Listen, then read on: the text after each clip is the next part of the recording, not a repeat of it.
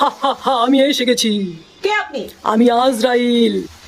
তা আপনি আজরাইল তখন আমি কি করব? আমি তোমার জান কবজ করতে এসেছি। হ্যাঁ, আপনি আমার জান নিতে আসছেন কেন? হ্যাঁ, কি জন্য আপনি আমার জান নিতে আসছেন?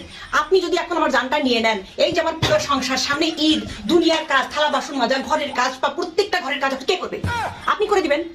আপনি তো করে দিবেন না। কি জন্য আপনি আমার জানের পিছে পড়ে আছেন? হ্যাঁ, জান কি আছে? মেয়ে মানুষের জান থাকে? হ্যাঁ, অর্ধেক তো শেষ। আজকাল তো জীবনটা তো শেষ। এই শেষ জিনিস আপনাদের নিতে আসা লাগবে? হ্যাঁ, যে সকল মানুষগুলো কাজ করে না, কাম করে না, ঈদের দিনও তাদের ঘুম আসে, একেবারে জীবনের অসুস্থতা নিয়ে ঘুরে আসে, জীবন শেষ, অমুক ধোকা দিছে, তমক ধোকা দিছে, যান না তাদের কাছে। তাদের জানটা নিয়ে দুনিয়া থেকে তাদের উদ্ধার করে। হ্যাঁ, আর আমরা যারা কাজ করে খেটে খাই, আমাদের সারা সংসার অচল, তাদেরকে একটু ব্যস্ত দেন।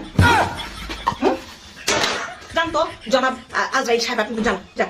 এখন আমার জান দেওয়ার মতো এই সস্তা কাজের মতো টাইম এখন আমার কাছে নাই, অনেক কাজ করতে হবে।